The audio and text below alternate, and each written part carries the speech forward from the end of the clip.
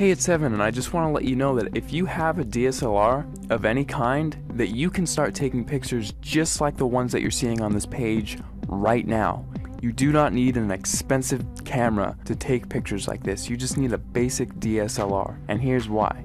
A lot of people think that if they have the best gear that they can make the best photographs. Now that is completely untrue, especially if you don't have the right knowledge and creativity. If you have creativity and ideas, and you know about things like composition and light, you can make way better pictures with your camera than the photographer who doesn't know about those things but has the most expensive $20,000 camera. The camera is not important at all. See, in trick photography and special effects, you want to focus more on the creative and artistic ideas and less about the gear. The gear is just a tool. A good photographer will know how to use the basic fundamental principles of photography to take a good image with any camera. All DSLRs, they all have a manual mode, and that is what I'm going to be showing you how to use in this course to create artistic images. So if you have a DSLR in your house right now, I don't care what it is or what it's called, I'm going to show you how to use it to create really artistic images. These pictures that you're seeing right here, all of these pictures were made with a Nikon D50 camera, which if you don't know what type of camera that is, it's the first basic entry-level DSLR that Nikon released back in 2005.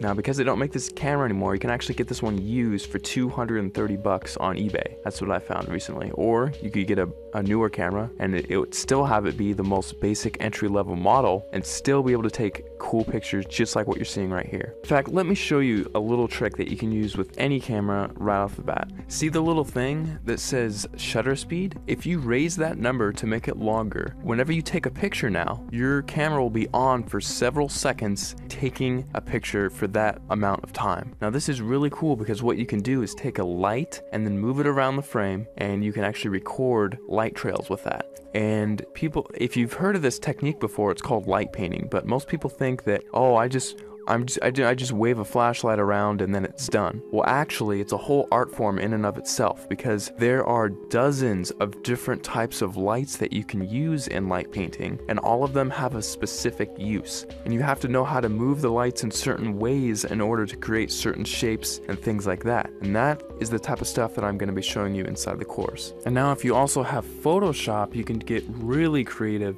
In addition to just using your camera, you can do both. We'll only be using Photoshop for about a third of everything taught inside, so if you don't have Photoshop, don't feel left out. You can still do many tricks inside of the course. For example, in this picture, I love giving this as an example because it gets a lot of people's attention and it's just funny. In this picture, I had my camera on a tripod and I was just photographing this room here. And what I did is I went down to my bank and I withdrew about $800, $871 to be exact. And then after that, I went around placing the money in different areas of the frame and then taking a picture. And then I moved the money into a different place of the frame, took another picture, and I kept repeating that process over and over again until finally it looks like I have $1 million inside of this room, which is really cool. Now I like showing how to do this one because it's one of the simpler tricks and anyone can do it if they have Photoshop. So that's just one trick I like to show. I'll show it in much more detail inside the full course, but you don't need the latest and greatest version of Photoshop. You can use Photoshop CS2, CS3, CS4, or the latest, which is CS5. And if you're using Photoshop Elements, you can use Photoshop Elements 10 and you can still get away with doing many things, including this trick inside of the course. Alright, so just to wrap everything all up, inside of the course, you're going to be getting a 300-page ebook that gives step-by-step instructional content on how to create artistic images. I'm not going to be showing you how to take boring pictures of flowers and trees here. I'm actually going to show you all my hardcore secrets on how to take really interesting photos that grab people's attention and have them wonder how you took this shot, because I get that question so many times whenever I show my pictures to anyone. They all ask the same thing: how the heck did you take that picture? After you're done with the course, you're going to know how to get people to ask you that same question and how you can actually get a heads up on getting more views on your pictures, winning photo contests, and things like that. Plus, on top of the 300-page ebook that I'm giving you, I'm also going to be sending you 9 hours of instructional video content. You can visually see each and every individual button that I'm going to be pushing on my camera and each click that I make inside of Photoshop, so you can replicate my results exactly step by step